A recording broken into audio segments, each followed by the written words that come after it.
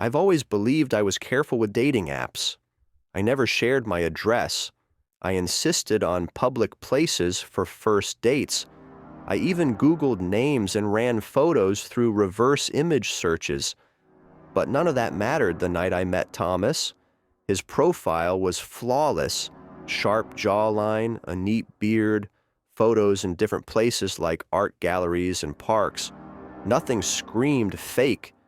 He texted politely, no grammatical mistakes, no rushing to meet. It all felt normal, safe. We agreed to meet downtown to walk around and get bubble tea. The streets were alive with neon signs, music drifting from storefronts, people weaving through the sidewalks. It felt casual and low pressure, the kind of first date where there's always an easy exit if things go awkward.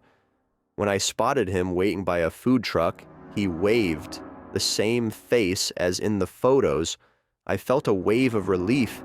His voice matched. His laugh was soft. His clothes were exactly the same style. Everything checked out. We strolled through side streets talking about music, travel, mutual favorite authors. We each got a cup of bubble tea from a tiny shop glowing with pink lights and K-pop posters in the windows. He asked thoughtful questions. It was the best first date I'd had in years. Eventually, the crowds thinned as the night stretched on. We wandered toward a less busy block, lined with boutique shops all closed for the night. That's when things began to feel off. Thomas slowed his pace, glancing over his shoulder more than once. He kept subtly steering me toward the curb, away from the glow of streetlights. That's when I noticed two cars parked across the street, engines idling low. Both drivers sat watching us, faces partially hidden in shadows. Every time we moved, their headlights shifted slightly, as if tracking our steps. Thomas said, in a tone that was almost apologetic, "Hey, let's go for a little drive. My friends can give us a ride." He gestured toward the cars, and my skin went cold. The men inside were staring straight at me. No smiles, no wave, just waiting. I stopped walking and backed away a step. He tried to take my arm, gently but firmly. My heart started pounding. I said no, louder than I intended. His eyes flicked toward the cars, and his whole demeanor changed. The friendly, funny guy from earlier was gone. He released my arm, gave a tight smile, and muttered something under his breath. He turned and strode across the street toward the first car. One of the men leaned out, popped the door open, and Thomas climbed in without looking back. Both vehicles pulled away in sync, taillights shrinking into the distance. I stood there under the buzzing neon signs, shaking so hard my cup of bubble tea spilled onto the sidewalk. People passed by, oblivious. It took me several minutes before I could move. I called the police and reported everything: the two cars, the attempted abduction. They took my statement and said they'd look into it, but they warned me these kinds of setups are getting more common. Fake profiles, multiple people working together, a plan to isolate someone and force them into a car. Since then, I haven't touched a dating app. I keep thinking how close I came to stepping into one of those cars, how easily it could have gone another way. And whenever I'm downtown now, I still catch myself checking every parked car, half expecting to see Thomas sitting inside, waiting for another date. My dating life has not been much recently, but I've always been a pretty chill guy about dating. I don't rush things. I've never been the type to invite someone over the first week we're talking. But with Erin, it felt different. We matched on a dating app, and she came across as funny, confident, and blunt in a way that I actually found refreshing. Her photos were cute but normal, selfies in the car, a beach pic, nothing over the top. We messaged non-stop for 5 days. She told me she'd just moved to town for work, didn't know many people, wanted someone to show her around. By the sixth day, she asked if she could come over. I hesitated. It was fast, but I'd been lonely lately, and she seemed cool.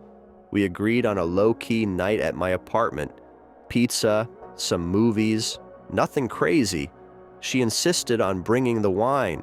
When she showed up, she was all smiles, carrying a grocery bag and wearing a hoodie and leggings. Totally normal vibe. She hugged me at the door, and for the first hour, it actually felt fun. We ate pizza, watched half a comedy, and she laughed at all the right parts. But things shifted fast. Halfway through the movie, she started asking weirdly intense questions. Whether I'd ever cheated, how many women I'd slept with, whether my exes still messaged me.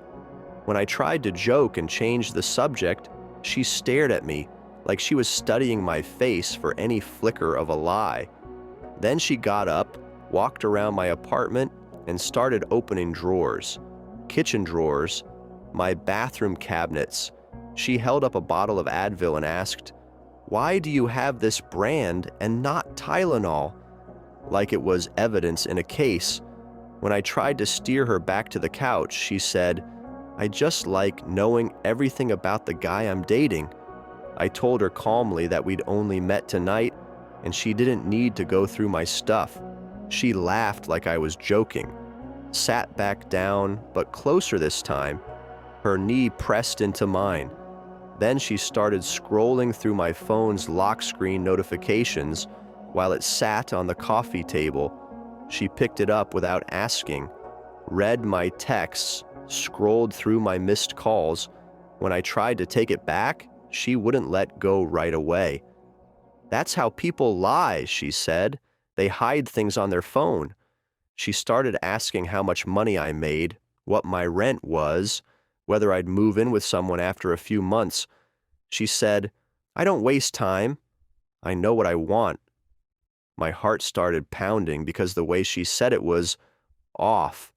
Not playful, not flirty. Her voice was flat and serious. Her eyes were cold, like she was running numbers in her head.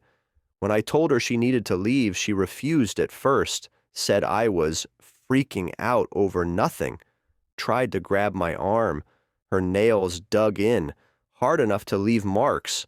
I stood up and told her again to go. Louder this time. She glared at me, then suddenly switched into this calm, eerie smile. She said, "Okay, but you'll regret making me leave." It was the way she said it, like a promise, not a threat. She picked up her bag, slipped on her shoes, and left, without another word.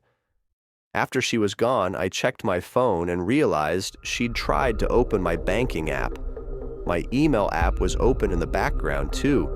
Nothing was changed, but it felt like she'd been seconds away from digging into parts of my life she had no business touching. A few days later, she texted me a photo of the front door of my apartment building. Just the outside, but enough to send my chest into my throat. I blocked her number, called the building manager, and changed the locks on my unit door for good measure.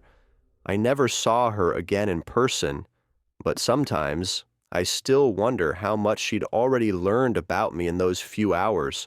My schedule, my job, the layout of my place, whether she'd copied down anything she found in my drawers. I deleted the dating app the same night because I keep thinking about how fast, fun, and spontaneous can become someone who acts like they already own your life. This whole experience opened my eyes to what can happen when you go out with a stranger for the first time. Hopefully, it won't be my last time,